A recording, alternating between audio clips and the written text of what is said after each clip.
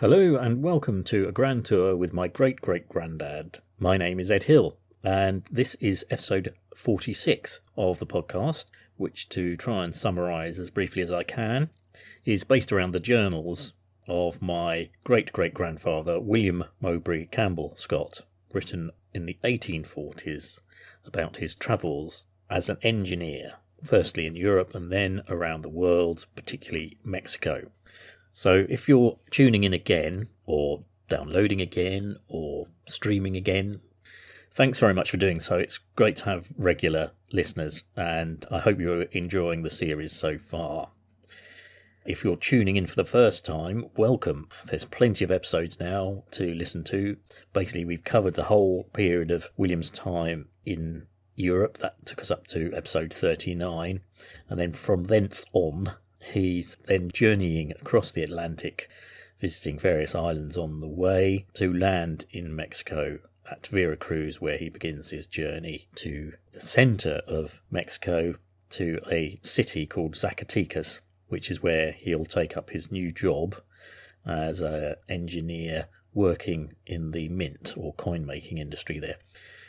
William is given the task of, when new steam-powered machinery exported from the UK arrives in Mexico, to oversee it, to manage it, to make sure it's all working, to set it up in the Mexican coin-making industry, which is work that he'd had previous experience in at the Royal Mint.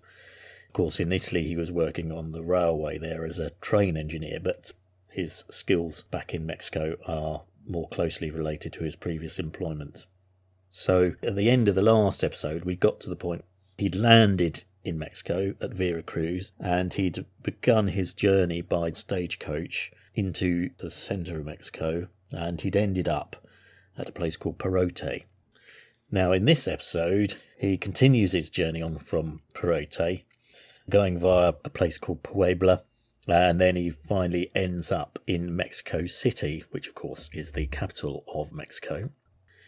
And he's mainly travelling by stagecoach or diligence, and they're pulled by a combination of horses or mules. I think because of the quite mountainous routes that they're taking, it depends on what ground they've got to cover, whether they're being pulled by a set of mules or a set of horses. I think on the plains they obviously change to horses and get the extra speed that they need to travel those distances further. And obviously when they reach the mountainous areas, they rely on the poor old mules to literally do the donkey work, as it were, of hauling the heavy coach up and down the mountainsides. One thing actually that I've never really mentioned before is the times, and this also applied to William's time when he was in Europe.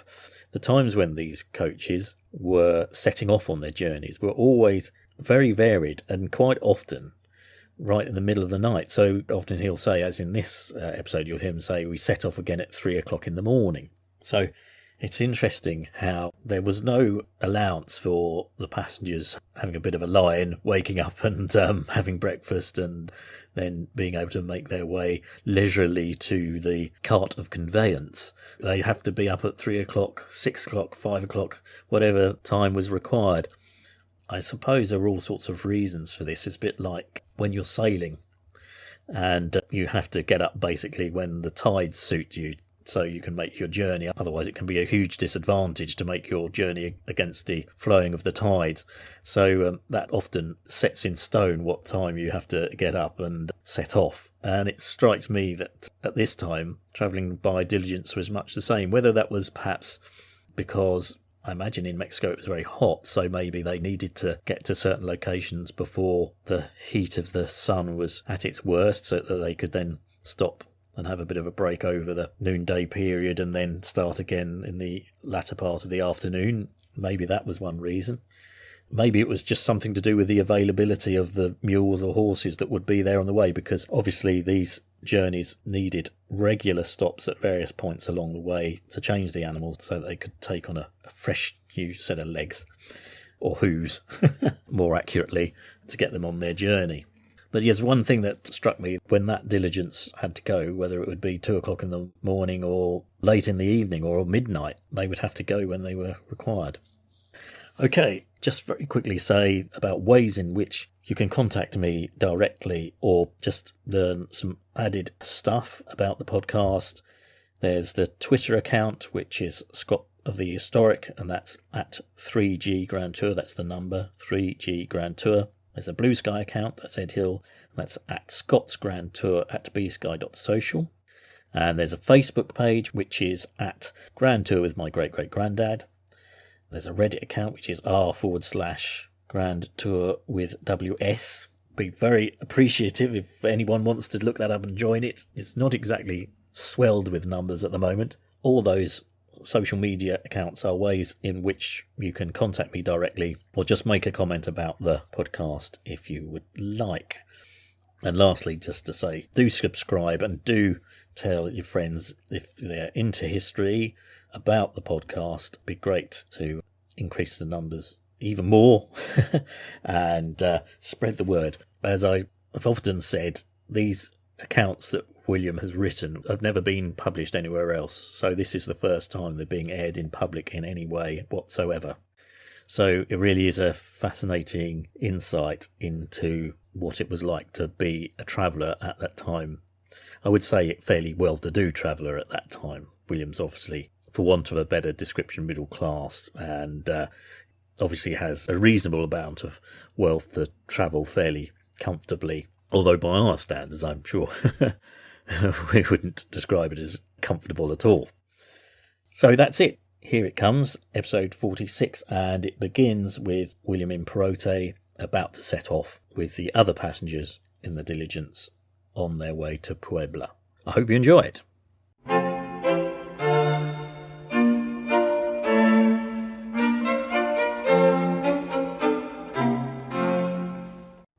The town in which we found ourselves, Perote, is a poorly built place, containing, I should think, about 3,000 inhabitants. The streets at the time of our visit were ankle deep in sand, so that in the rainy season it is a very nice place for mud. Our dinner at the hotel was very poor, and the accommodation altogether indifferent. At a short distance from the town is a lofty mountain with an immense rock on its summit, bearing a strong resemblance to a castle. It is named Cofre de Perote. November 26th, Sunday. Left Perote at 3 o'clock in the morning, and at daylight we were crossing the great table land of Orizaba. This is a vast level plain, surrounded by mountains. These plains are in a very good state of cultivation, producing immense quantities of wheat and maize. The land is divided into 2 very large estates, the tillage being performed by the Indians, so that you frequently see large barns, granaries, and a small church surrounded by a cluster of Indian huts. Very few proprietors reside on their estates. Large quantities of the agave, or American aloe, is also cultivated, from which they make a liquor of the name of pulque, bearing a strong resemblance both in taste and appearance to buttermilk, but at the same time of a highly intoxicating nature. From the pulque they also distilled a spirit called vino mezcal, much like whisky. About 11 o'clock we passed a large church, and one of the handsomest I have yet seen in the country, but at the same time there was not a dwelling near it, and still vast numbers were hastening to it from all directions. Several were kneeling outside, and not less than 6 carriages, with 8 mules each, were waiting at a little distance. It was the morning of the Sabbath, the sun shining brightly, the blue sky overhead without a cloud, and there was something peculiarly striking in the mind to find, as it were, a temple of the Most High reared in the midst of the wilderness. Passed through the village of Tepayacuelco, and at noon stopped at the town of Napulica to partake of the most wretched breakfast, after which we again pursued our journey through a much closer and more confined country, and finally again through forest, About 3 o'clock, one of our horses dropped down dead, which caused a considerable delay. When the accident happened, we was about half a league from Acazecte, the next changing place, so that the greater part of us walked forward. I was very fortunate on leaving Jalapa in meeting the persons I did in the diligence, for there was only one Mexican amongst them. They consisted of English, Irish, and Yankees. Mr. McCormick, an Irishman who had resided at Querétaro several years, who had married a Mexican female and was doing an extensive business there as a millwright. Mr. Pell, who resided at Zacatecas some years, and was returning there from a visit to the United States. 2 young men from the States in the employ of Mr. McCormick, a Dr. Gwilym, a Virginian going to Canales, about 20 days' journey further from Zacatecas. Mrs. Green, an Englishwoman with 2 children, going to join her husband, a gasfitter at Querétaro. And fortunately, Mr. McCormick and Mr. Pell, both speaking the Mexican language fluently, made this part of the journey very comfortable. We reached the city of Puebla at 4:30, and having brushed away the dust and made the necessary ablutions, we was off to look around us. Puebla is a well-built city and of considerable size. It is the capital of the department of the same name. In the centre of the city is a large square or plaza, in which stands the cathedral, a building in good taste and richly ornamented. The high altar is very grand, but the principal object of attraction is the solid silver columns that support the tabernacle, and a mass of candlesticks of the same material that surround it. There are several paintings ornamenting the different chapels, but none of any particular merit. The plaza is surrounded by a covered arcade, in which are several handsome shops. The streets all cross each other at right angles, and though the middle of the streets are not well paved, there are excellent footpaths. The city contains altogether 37 churches, some of which exhibit considerable architectural pretensions. The style of building is that of Old Spain, which is a mixture of the Moorish, Gothic, and Grecian, and though the first sight appears rather incongruous to an Englishman, it is nevertheless pleasing in the general effect. The environs of Puebla are very romantic. It is considered the 3rd city in the Republic, and certainly is the finest place I have yet seen in the country. Population of Puebla, 68,000. Population of the department, 900,000. Right, I'm going to stop at this point to talk about 3 things that William has encountered. The first is this mountain, the Cofre de Perote, which is a mountain that he sees with this, I think he says it has the look of a castle about it. It is like the previous Orizaba mountain we talked about. This is also a defunct volcano, but it has had this weird summit where it's got this square sort of shape that comes right out of the top of it, which is obviously what William is referring to when he says it looks like a castle. Cofre is Spanish for coffer, so they've described it in Spanish as looking like a large sort of trunk or coffer that you might keep treasure in, square case or trunk. I see now that it's actually covered with antennas as well, no doubt for mobile phone masts and other ways of broadcasting and receiving radio waves. But it's very distinct looking, so no wonder it caught William's attention as he was going past it in the diligence. The next thing that I wanted to talk about was this drink that's produced from the agave plant, as William says, and he mentions 2 drinks. One is called pulque, or pulque, I don't know quite how you say it, and the other is mezcal. Now these agave plants, when they're fully mature, they're actually pretty massive. You've probably seen them. They're a big plant with leaves, a bit like a massive cactus, I suppose, but anyway, they've got succulent type leaves, anyway, thick leaves that grow out from the centre to a point, and then they've got these edges with thorns on them. And it was very widely grown in Mexico. I mean, it still is widely grown because it can be used for lots of purposes, including making paper. The thorns were used by natives for creating kind of needles because of the sharp point. But this drink of pulque, it's got a huge history. Apparently it was brewed by the natives going back many, many years, sort of 2,000 years ago. And the drink that's produced is this rather milky substance that apparently has got quite a sour flavour. Essentially, this was a drink that was brewed by the Aztecs before the Spanish arrived. Of course, then the Spanish arrive and they start drinking it and enjoying it as well. Its probably strength is similar to beer.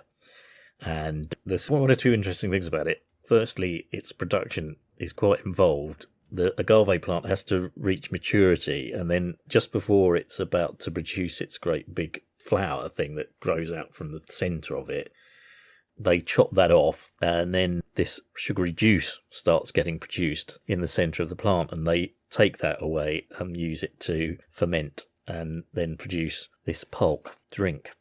And apparently, at its height, one of these agave plants can produce 6 litres of this fluid a day, and it does it for about a year and then it dies.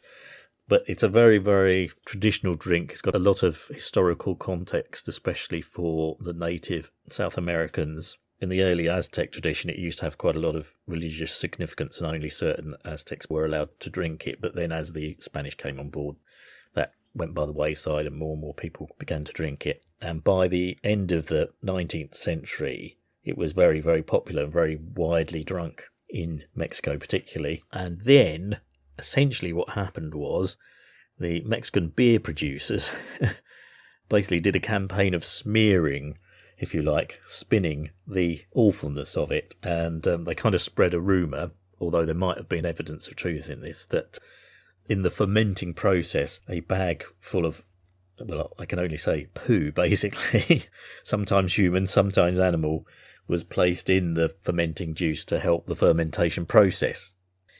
This is obviously not carried out these days by modern pulque producers, and it's said to have been a vicious rumour deliberately spread about by beer producers to discredit pulque as a popular drink. And in truth, it was pretty successful, because basically what happened was beer became more popular in Mexico than pulque did, and its popularity reduced to a point where it virtually died out. But it is still being produced, and in certain areas you can go on pulque tours, and there's a touristy trade in drinking it. Now, the other thing that William mentions in passing is mezcal, which is also produced from the agave plant, but it's done in a different way. With that, they take the heart of the agave plant, which is kind of like a round ball of vegetable matter, and then they roast it, and then they use that to produce this mezcal, which is, it's a sort of tequila, really. You can get different types. You can get completely clear types of it. You can get slightly coloured versions of it. Mezcal, in a way, William compares it to whiskey, which is probably quite a good comparison. There are lots of different forms of it, lots of different flavours. To me, it seems almost like a cross between gin and whiskey, because they often also add things to it to give it flavour. Some of these things are quite obscure and weird, like chicken breasts, and worm-like grub thing is added to it to give it a certain flavour. Or you can have it just plain. Anyway, there's as many different types of mezcal as there are different types of whiskey. And actually, as a trade, that's grown in Mexico, and it's being exported around the world, and it's particularly popular in the USA and Japan. So mezcal as a drink there is gaining popularity. So the thing about mezcal was its brewing or fermentation process or distilling process, it seemed to have originated after the Spanish arrived. So instead of producing it in the way pulque was, it's used in a much more similar way to other spirits being distilled. You know, you heat the stuff up and then you produce the vapour of it, and then that becomes the firewater that people consume. Obviously, it's much higher alcohol content than pulque would be. I think pulque is about 2 to 7%, which is similar to beer, whereas mezcal is more like a spirit, you know, similar to whiskey in terms of its strength. It's now a big business, mezcal. Apparently it brings in about $21 million to the Mexican economy, whereas pulque has declined, although apparently it's having a bit of a resurgence in popularity because of its links to the ancient peoples and cultures of Mexico. Mezcal as a business has grown much greater and become quite industrialised now. Also, just thought I'd mention a couple of things. The poor old horse that dies on the way, on the journey that they're all taking. That copped it pulling all these Europeans across Mexico. Poor animal. I think William, when he says, I was fortunate in meeting people on my diligence because there was only one Mexican amongst them. I mean, I'm sure he's mainly talking about the fact that he could speak English to these other Irish, English and Yankees, as he always refers to Americans as Yankees. I mean, I suppose it helped that they were Europeans who appear to have been in Mexico quite a long time, so could speak the language. It does, to me, give a picture of course, we often think of the migration of America and this going westward into California and all that sort of thing that happened in America, and the European injection of people arriving. But it just goes to show just as much of that was sort of going on in South America and in Mexico as well at this time. So there is a huge European injection of people, and as I've said before, often to do with the commercial exploitation or commercial opportunities that Europeans saw in the country. The last thing I thought I'd quickly talk about, and I think I've often said this, that William goes into an awful lot of cathedrals and churches and stuff, so it can get a little bit repetitive, his descriptions of these places of worship. But Puebla Cathedral is a very significant cathedral in terms of its architectural design, its history, and its contents. It rivals with the main cathedral in Mexico City because it's said to be the first religious Catholic church that began being constructed in Mexico just a few years before the one in Mexico City. But the one thing that William mentions is this thing where he says the tabernacle is supported by these silver columns. I've tried to do a bit of research into this. Basically, it's a circular temple in a Greek style. It does have these columns and statues of various saints around it, and in the centre there's a bronze image of the Virgin Mary. William says these columns are made of silver. I'm not sure if they're actually made of silver or whether they've sort of been silver gilded. When you look at them, they sort of have a metallic sheen to them, but I don't know if they're actually solid silver. I've been unable to establish whether that's true or not, but it's very, very ornately decorated with a huge amount of metal, jewellery, bronzesmith, silversmith work going on around this thing, so that's probably what William was struck by when he saw it. It's actually called the Cypress for some reason. I don't quite know why it's referred to as that, but it's basically a kind of altar in the centre of the cathedral dedicated to the Virgin Mary. The actual cathedral itself on the outside has these two very distinct tall towers at the front of it. Looking at these churches, they do have this thing in South America of their own architectural style. It's very different from a kind of Gothic or Romanesque cathedral that you might see in Europe. These are generally classical, neoclassical forms and shapes made from the local materials. And Puebla Cathedral, I think they began building it around the 1500s.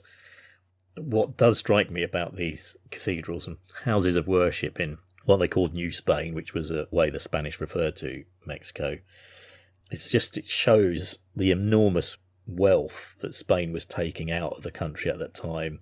When you look at all these extremely ornate interiors where they've used metals a lot, gold, silver, etc., Spain was really imposing its Catholic culture on the country by building these huge impressive places of worship and using the materials that they were making all the money out of, which were all the precious metals. So, as most of us who've visited Catholic cathedrals know, generally their interiors are more ornate than, for want of a better word, Protestant ones. But it seems to me always the ones in South America, or that I've seen in Mexico particularly, that it's almost taken to another level in terms of the decoration. Although William is pretty disparaging of some of the artwork, but I suppose these were all relatively newer artists compared to the grand masters that he'd seen in church interiors in Europe. But getting away from the religious aspect of the Will's travels, he doesn't actually describe drinking pulque himself, and I'm not sure I remember any other references to it in the rest of the journal, so maybe we'll discover if he manages to get tipsy on these traditional drinks later on. Drink, drink, drink, blue eyes that are bright as stars when they're shining on me. And drink, drink, drink, the lips that are red and sweet as the fruit on the tree. Here's a hope that those bright eyes will shine, lovingly, longingly, soon into mine. Let's drink! November 27th. Left Puebla at 4 this morning. About a mile from the town, crossed a large river, over which there is a handsome bridge, which must have been erected at an enormous expense. The road for a considerable distance lay over a sandy plain, though at the same time a very beautiful one. About 8 o'clock changed horses at the pretty village of Napolora, where we partook of some coffee, then along a very fruitful district to the village of San Martino, where there is another of those stupendous bridges built under the old Spanish government. We was now again winding amongst the mountains. The peak of Orizaba was still visible behind us. On the left lay the mountains of Popocatépetl and Grand Popocatépetl, covered also with the snow of ages. The summit of the former broken into 1,000 fantastic shapes, and the latter a round conical peak. On our right was a ridge of low mountains, one in particular with which I was much struck, its summit bearing the most perfect resemblance to a man in a recumbent position, and of gigantic proportions. The head, eyebrows, nose, mouth and chin, the swelling of the chest, thighs, knees, legs, and feet were so perfect that not a single article was left for the imagination to fill up. We soon after stopped at Los Ranchos, a small village, where a very excellent breakfast was provided. The horses here were changed for mules, the road laying for some distance through the thick forest, and considerably on the ascent also. We here attained an elevation of 10,000 feet above the level of the sea, and then again rapidly descended, during which the Valley of Mexico broke upon the sight, and almost at our feet lay the lakes of Chalco and Texcoco, glittering like silver in the clear sunlight, changed our mules for horses on the borders of the lakes, and pursued our way across the causeway made by the Indians previous to the Spanish conquest, which is well paved and bordered by trees, forming a fine avenue of approach to the city, at which place we arrived at 5 o'clock in the evening. The City of Mexico is certainly one of the finest on the American continent, and even amongst the capitals of Europe there are not many that surpass it. The streets are broad, airy, and run at right angles to each other.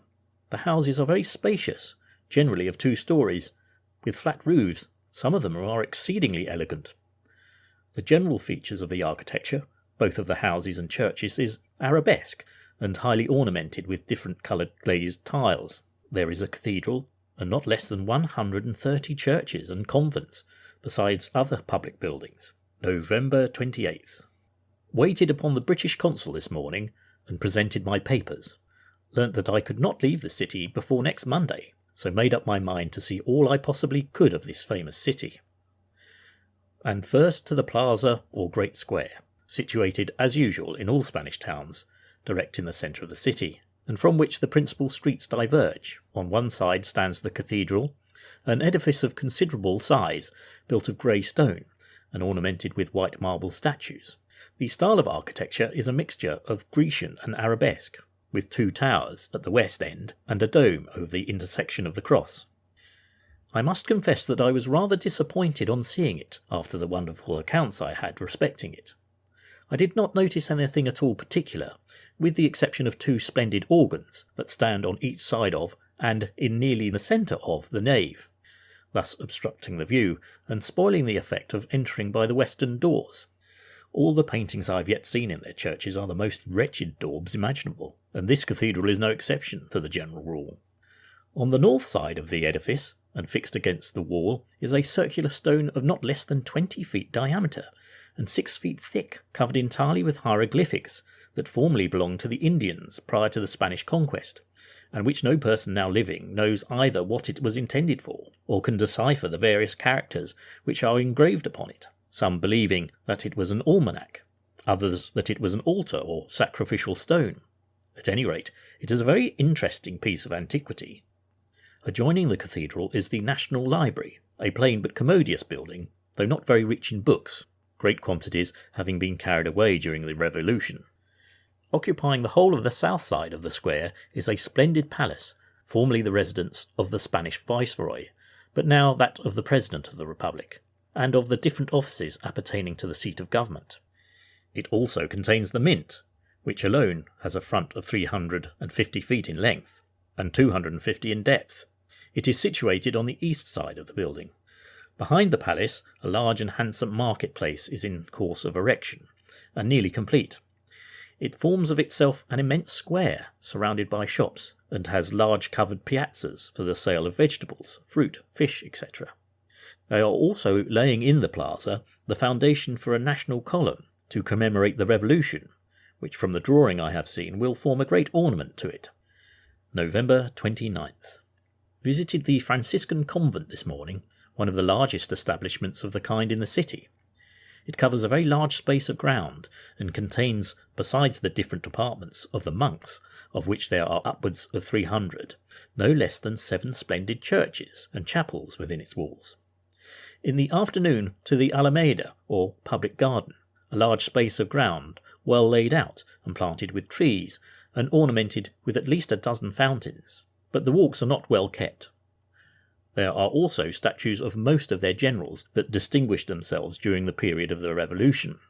At one corner of the garden, one of the aqueducts terminates that brings water to the city. This one is about 3 miles in length and consists of 900 red brick arches.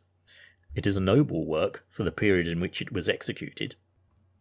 Okay, I'm going to stop again here to talk about a few things William has mentioned in this last section.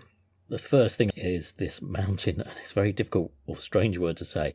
It's Popocatépetl. I think the short Mexican version is El Popo. Anyway, this is a active now volcano that's close to Mexico City. In fact, I think you can actually see it apparently from there. The Popocatépetl name, which is an old Aztec name for it, I think means smoking mountain.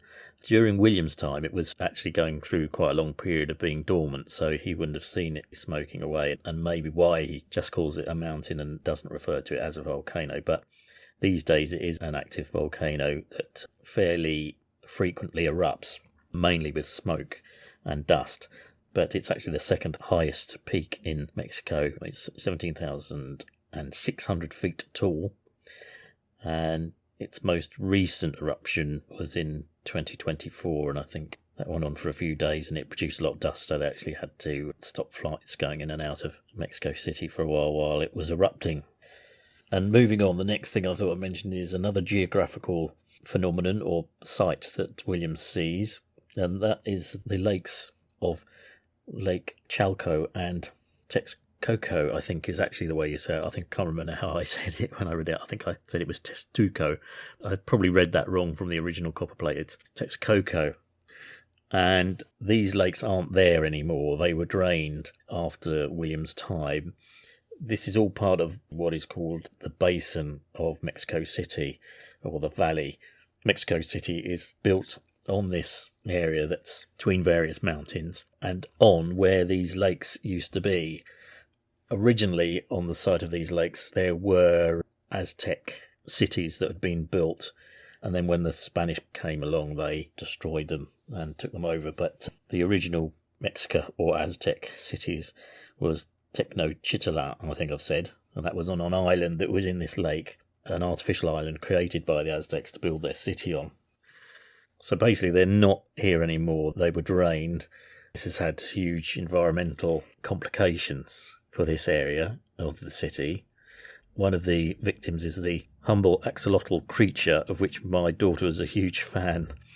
A few years ago, she had axolotl pictures of these little amphibians with their frilly gills and quite cute faces all around a bedroom. There's hardly any of them left in the wild now. These lakes in Mexico City are where they are found. Of the few remaining wild ones that are still around, most axolotls are captivity bred, and of course they're now bred with different colours. I think the actual wild ones are sort of brown colour, but now you can get them in all colours of the rainbow virtually. Anyway, going back to the geography of this, Mexico City is built on this what was rather spongy marshland or lakeland that was drained, and this still has repercussions today. And again, moving on to this section, I'm not going to talk about it very much. I could probably spend a whole programme talking about Mexico's Metropolitan Cathedral, which is the one that William talks about seeing. Basically, it's nearly the oldest in South America. I think it is the largest cathedral in Mexico. It took about 200 years to build. Over that time, it incorporated many influences of architecture, classical and others that I can't name now. But it's sort of influenced by various architectural themes over the years it was being built. It has 2 very big tall bell towers at the top. I think only one's actually got bells in it. But the whole thing, apparently, when you've seen it, I've seen a video of this, it does look a bit on the skew, and this is this problem. The centre of Mexico City is continually sinking, and it's reckoned that the cathedral has sunk about 30 feet over the years. And in fact, apparently when you go inside there's a very long pendulum that's hung from the ceiling down virtually to the floor, and you can see over the years how the cathedral has moved by the line that this pendulum has drawn beneath it. So it's tilted this way and then it's tilted that way as it's been sinking into the ground. Apparently they did do some work in the 1990s to stabilise it, but it is still sinking, but apparently now it just sink in a level way rather than from tilting side to side. It's definitely a very magnificent building to go and visit. It's one of the most popular tourist sites in Mexico. At this point, I didn't really want to say too much about it, other than what did interest me was this stone that William mentions, seeing on the wall of the cathedral, this large carved stone. Now, this is actually the Aztec Sun Stone. I don't think it's quite as big as William describes it with the dimensions he gives, but I can sort of understand how big you would think it is because it does look massive. I think he says it's 20 feet in diameter. Apparently it's actually 12 feet, but it looks massive, and it used to be hung on the wall of the cathedral, and it certainly would have been at that time when William saw it there. And it's an Aztec or Mexica. You can sort of interchange the names Mexica peoples and Aztec peoples. There were a lot of other tribes around there, this part of Mexico at the time, but the Mexico or Aztecs this time were the main ones. And it's this big circular carved stone with hieroglyphic symbols and images on it. It's interesting because Will says, oh, no one knows what any of these mean. Obviously, since then, there's been an awful lot of research into it and growing understanding of Aztec culture and beliefs. It's now not in the cathedral anymore, it's in a museum, because obviously being a stone thing, it would have been continually weathered if it had been left outside. It was actually buried by one of the early archbishops when the Spanish started to take over and build this part of Mexico City. It was thought that it might have been used for human sacrifice, and there's some belief that that was the case. And so it was buried at the time around the 1500s when the Spanish first started building the cathedral there, because this bishop didn't like the idea of something that was associated with so much bloodshed being present. You know, it showed the barbarity, if you like, of the Aztec people before the Spanish came along. But then it was then rediscovered in around about 1790 when they decided to improve the area with new pavements and drainage systems and stuff. So it was unearthed and rediscovered in 1790, and then that's when it was mounted on the wall of the cathedral. And it is a very impressive circular-looking object. In the centre, they think there's a representation of a sort of sun god with his tongue sticking out. No one's quite sure what the symbols mean. There's elements of the Aztecs' idea of the cosmos. There's ideas of elements of eras in time that the Aztecs believed in. There's maybe symbols that represent the months of the year, like a calendar. So it's a fascinating structure. It's a very famous symbol now in Mexican culture. I think one time it was actually on the Mexican football team's shirts as a symbol as well. But yeah, it's just interesting that William sees it at this time.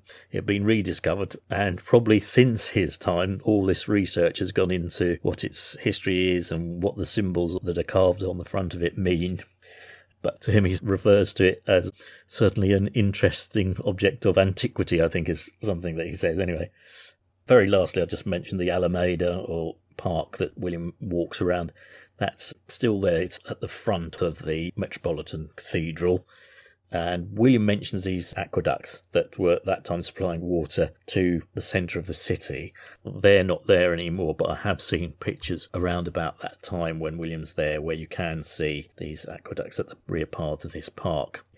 It's a famous park in the very centre of Mexico, really. I suppose a bit like Hyde Park in London. Not as big, but there's lots of statues and fountains and things in it.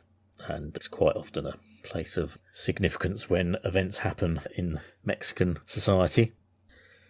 Oh yes, just one last thing I thought I'd discuss. William mentions seeing the foundations for a column that will be built to celebrate independence in the plaza near the city centre and near the cathedral. I'm not sure that ever eventually came to any fruition in the particular spot that William was shown or saw at the time. Quite a few years later, I think around about 1910, a big column was erected, and it is still there. It's called the Angel of Independence. That is a big tall column with a figure on the top, similar to Nelson's column in London, that kind of scale. But it's got this very big sculpture in, I imagine, gold gilt at the top of the Greek god Nike, holding a crown with wings. Apparently under this column are the remains of many of the heroes of Mexican independence, such as Miguel Hidalgo and Guadalupe Victoria, who apparently was the first president of Mexico. I must apologise, my knowledge of Mexican history and independence is not substantial, so if other people in Mexico and who have a strong knowledge of it are clenching their teeth at my lack of knowledge, I do apologise. Hopefully, as I learn more about William's travels in it, my knowledge about Mexican history will get a little more in depth.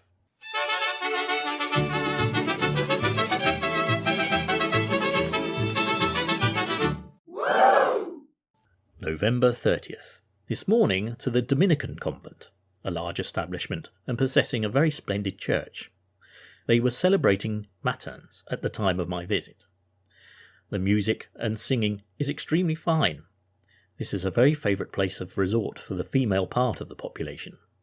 Afterwards to the Carthusian convent, also possessing a handsome church and good music. But the difference amongst them is so slight that a description of one might serve for all, and their numbers are certainly very great. The city of Mexico is the headquarters of the priesthood, and the streets swarm both with the regular priesthood and monks who cross your path at every step in their cloaks of black and white, blue and grey, denoting the different orders that they belong to. Mexico reminds me of Turin. The soldiers are well dressed and a fine body of men. The officers of the Mexican army dress tolerably, but the privates are a set of dirty, filthy, ragged devils, and a disgrace to any country whatsoever. I have just met with an incident that will show the power of the priesthood over the minds of the Mexican people, and the reverence with which they treat their persons.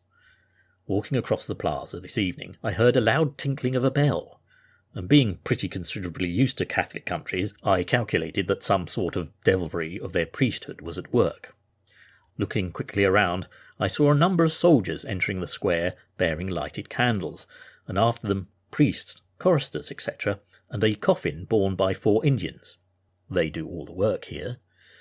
Instantly every hat in the square was off. Directly after the procession was the Archbishop in his carriage, the upper part being nearly all of glass, and the moment he was seen, every person, male and female, was down on their knees, except myself, and I remained so until he could be seen no longer.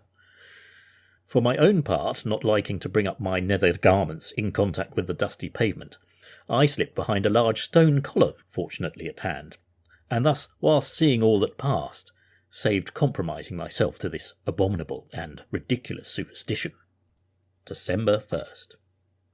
Breakfasted this morning with General Miller and his amiable niece. Afterwards went with them and Mr. Wiley to visit the new theatre now rapidly approaching completion. It is a very fine and substantial edifice, and something of the plan of La Scala and San Carlo, the architect and clerk of the works from old Spain. It is one of the best specimens of work I have seen in this country. It contains a saloon to every tier of boxes, with retiring rooms for ladies, and the actors and actresses have each a separate room. The fronts of the boxes are of white and gold, and have a very chaste effect. In fact, I was very much pleased and satisfied with every part of the building, and with the readiness of those in charge to show us over the edifice. I have just returned from Paseo, one of the public walks, and certainly a very fine place. It is a walk about a mile in length, with a broad carriageway and footpaths, and planted with trees. In the centre of it stands a noble fountain, erected to commemorate the Mexican Revolution. It is in the form of an open temple, under which the Mexican eagle on a pedestal, and on top, which is very lofty, stands a noble figure of an Indian warrior, with a bow in one hand and a quiver of arrows over his shoulder. Below him are 4 figures falling as it were down the sides of the pyramid, with chains and fetters in their hands, and rage depicted on their countenances, an allegorical representation of the downfall of tyranny and oppression. There are also figures of elephants, alligators and bulls, spouting out water, of which there is a plentiful supply, and the basin large. There are also 2 other fountains, one at each end, a figure of fame being placed on a pedestal in the centre of one, and in the other a figure of peace holding an olive branch. There are also some curious columns at either end, and the remains of an Indian temple. From the Paseo, the prospect is the finest I have seen in the neighbourhood. You behold around you a complete amphitheatre of mountains, the tops of several covered with eternal snow. Below the mountains and in front of you is Chapultepec, the summer palace of the Viceroy Galvez, situated on a slight eminence and surrounded by beautiful gardens. There is also the site of the 2 aqueducts that bring water to the city, stretching across the valley in a semicircular form, and the space between them filled up by gardens and small lakes, that produce altogether a scene delightful and refreshing to look upon. On this side of the city also are 2 enormous barracks, one for the artillery and the other for the cavalry. There is also a large fort, but the works are fast falling to decay. And though the city looks bright and cheerful enough in the centre of it, yet towards the outskirts there are many places in bad repair, others totally ruinous, and the streets in the most wretched and filthy state. Visited the Teatro Principal this evening, but it was a most wretched affair. The house shabby, the scenery miserable daubs, the orchestra thin and very moderate performers. I do not suppose they will ever make much of the drama in this country. There has been a pretty fair sprinkling of ladies, but I could not perceive one handsome woman amongst them. Indeed, I have not seen one since I have been in the Republic that would bear the slightest comparison to my own fair countrywomen. And then there is the abominable practice of them smoking in public, which all classes of females practice, and I find makes them disgusting.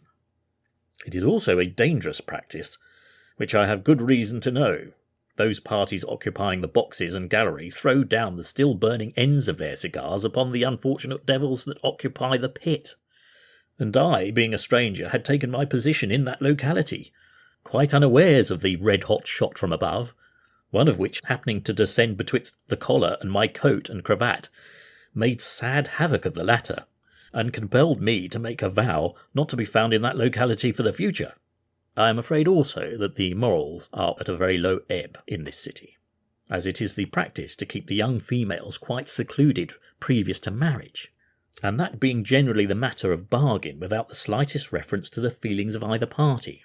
As a result, great licentiousness follows as a matter of course amongst married women, who appear to me not to have the slightest feeling of delicacy about them. December 2nd. Visited the new theatre Santa Anna again this morning, at the request of several gentlemen shareholders of that edifice, for the purpose of carefully examining it in all parts, and making a report thereon. I am happy to say that I saw nothing whatever to find fault with, and at the same time very much to praise. December 3rd, Sunday. Went to one of the churches belonging to the convent of San Francisco for the purpose of hearing Mass, and afterwards heard an excellent sermon in English by an Irish priest on the Last Judgment, which he handled in a very skilful manner, and throughout the whole breathing a truly Christian spirit, which I did not expect to meet within this bigoted country. Okay, I'm stopping at this point. Just a couple of things that I thought I'd talk about here that William discusses. First is this theatre that he goes to see that's being built, which is the Grand Teatro Nacional, or at the time it was being built, I think it might have been referred to as the Santa Anna Theatre as well, named after the president. Now, it's quite interesting that Will happens to be there at this point to see it being finished. Unfortunately, it's not there anymore. It was built between 1841 and 1844, and then it was demolished in 1901. But it's actually considered a pretty important building in the history of Mexico and its culture and the development of Mexico City. And the architect, who William refers to as being Spanish, he was an architect called Lorenzo de Hidalgo. And it was quite a grand theatre. It was pretty large. It had 3,500 seats when it first opened. And basically it was an opera house. And it was considered important culturally as well, because a lot of Mexican operas by Mexican composers were staged there. In fact, there were 17 new operas staged there during its time. What I think slightly strange is that William is asked then by the investors in this theatre to sort of do a report on it and, describe what he thinks of it. in a kind of official capacity as a sort of surveyor, which I think is quite strange. Why they asked William to do that. I mean, he's basically a steam engineer. He's not, as far as I know, a civil engineer in any way, but I know perhaps he was qualified in some other way that he hasn't revealed. I just wonder whether it's Will's, I talk of this, Will's air of pompousness. Maybe they thought, oh, he sounds very important, this Englishman. Maybe we should ask him what he thinks of the theatre. I don't know. But anyway, somehow he gets asked to write a report about it all and convey his satisfaction with it and how it's been built and everything. As I say, I don't think he's particularly qualified to do that than anybody else, but maybe he duped these investors into thinking that he could. I mean, he was obviously a very multi-talented engineer, I think. There's other stuff that he refers to in the journals where you think he could pretty well turn his hand to most things, I think. So perhaps they just recognised someone who had an air of authority about them. I don't know. Is it authority or is it just being a pompous old windbag? I don't know. I've been a bit harsh on William there, but anyway. But yeah, the theatre isn't there anymore, unfortunately. It was demolished in 1901 in that area of Mexico City. They were reorganising the streets, I suppose, to make it better for traffic or whatever. I don't know, whatever the reason was.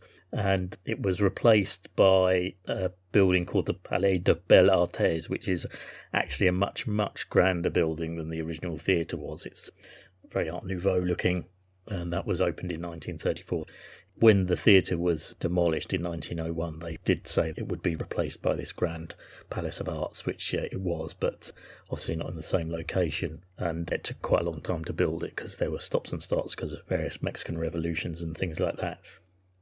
One thing, just referring back to what I said previously, this architect, Lorenzo de Hidalgo, you know, I mentioned that there was plans for a column to be built in the plaza that never came to fruition. Well, apparently he was the architect who had been appointed by President Santa Anna to build this column that William saw the plans for but never actually saw built, and that was because it never was built. In fact, in that plaza, which is also, I think, colloquially called the Zocalo, right in the middle of it is a huge, great flagpole now with a massive Mexican flag on it. So that undoubtedly would have been where this column that was never built would have been sited. The next thing I just thought I'd mention is this Chapultepec Castle. I'm pretty rubbish on some of these Mexican stroke Aztec names and their pronunciation, but anyway, as William said, it was the Viceroy's residence, originally built on a hill that's near the centre of Mexico City, so it's quite high up and overlooks a lot of the city. And it's still there now, and it's been enlarged and added to over the years. It's been a military academy as well as being a palace and residence for viceroys and things like that. But much closer to William's time, and in fact just a little bit after he's talking about now, that castle of Chapultepec, which at that time I suppose would have been slightly on the outskirts of Mexico City, was the scene of a very important battle in the US-Mexican War, which breaks out while William is there. And essentially the US Army, led by General Winfield Scott, successfully captured the castle, and then that gave them a good staging post to then, in the following days, actually enter Mexico City and take it and defeat the Mexicans. But it's also in Mexican history and culture, this battle is celebrated because at that time it was a military academy and there weren't many Mexicans able to defend it. There were just a few thousand soldiers and the boy soldiers in the academy, and they're known as the Ninos Heroes. And it was 6 young members of the academy, very young, who refused to retreat when they were ordered to by their generals and carried on fighting the Americans to the death. And one of them was said to have wrapped himself in the Mexican flag and jumped off the castle walls so that the flag wouldn't be captured by the Americans. I think that actual event has been largely discredited these days, but it's still very much part of the mythology or heroics of the Mexican defeat, that although it was a defeat for the Mexicans, great heroism was shown by these youngsters during the battle to try and oppose the Americans. Now I think the castle is a museum, But it's quite a grand looking building, and of course its location right on the top of this hill that overlooking the city does make it look rather grand. The last thing I just thought I'd talk about that made me chuckle was this incident that William has in the theatre where he's standing in the stalls below and he gets this ash dropped on him from above that burns his scarf and his collar of his shirt, and it just made me chuckle. But he then talks about this thing which I suppose could have some element of truth in it. I think this is not the first time that he'll reference the fact of the courtship and marriage arrangements happening in Mexico being somewhat different to what he's used to and what he approves of.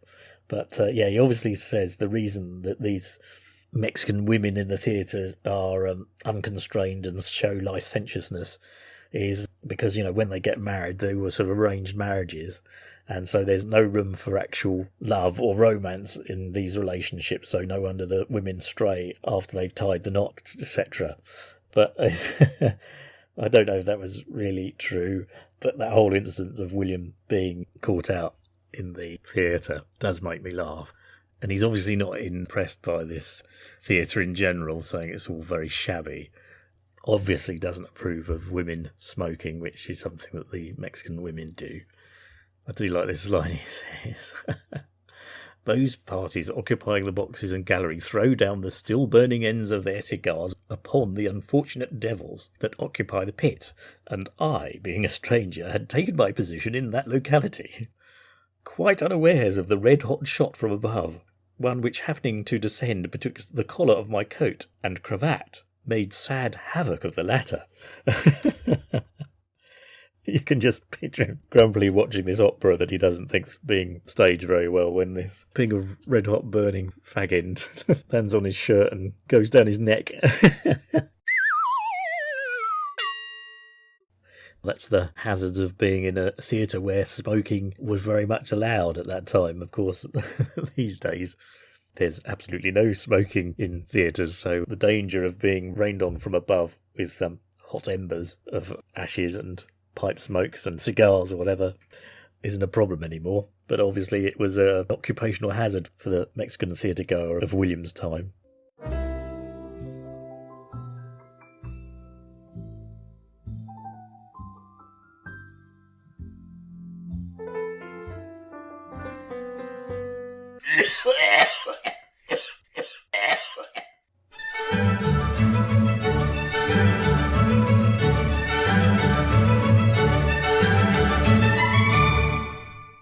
Right, that's the end of episode 46.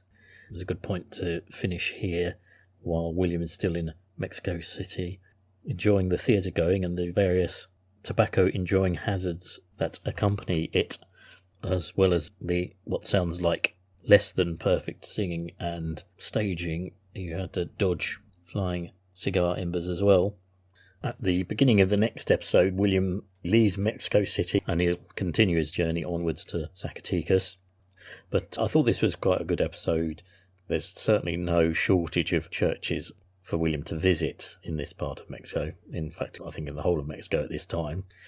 And as I say, it was interesting, this incident where he was asked to make a report about what he thought about the great National Theatre that they were building at that time.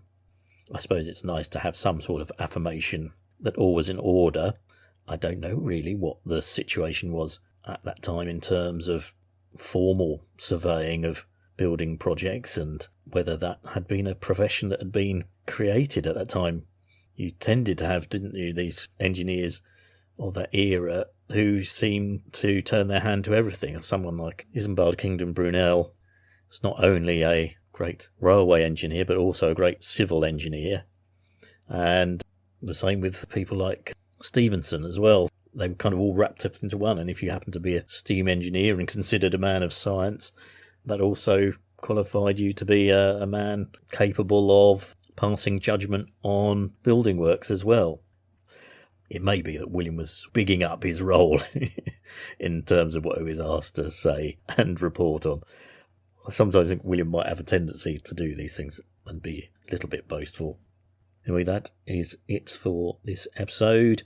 As I said at the beginning, there's all those ways that you can contact me directly if you want to on the social media channels, Twitter, Blue Sky, Facebook. If you Google A Grand Tour with my great-great-granddad, certainly the Facebook page comes up, the Twitter page should do, and certainly the podcast, the Acast site will, and all the other podcast platforms that it's available on will come up. Amazon Music, Spotify, Apple Podcasts, all those podcast platforms that it gets distributed to. So that is it for episode 46. Do tell your friends about A Grand Tour with my great-great-granddad. Tell anybody who you think might be interested. It's also on YouTube as well, so they can watch bits. There's a couple of videos on there I've made about it, or you can just watch a little wavy line going up and down as you listen to the podcast. Once again, if you have been, thanks for listening.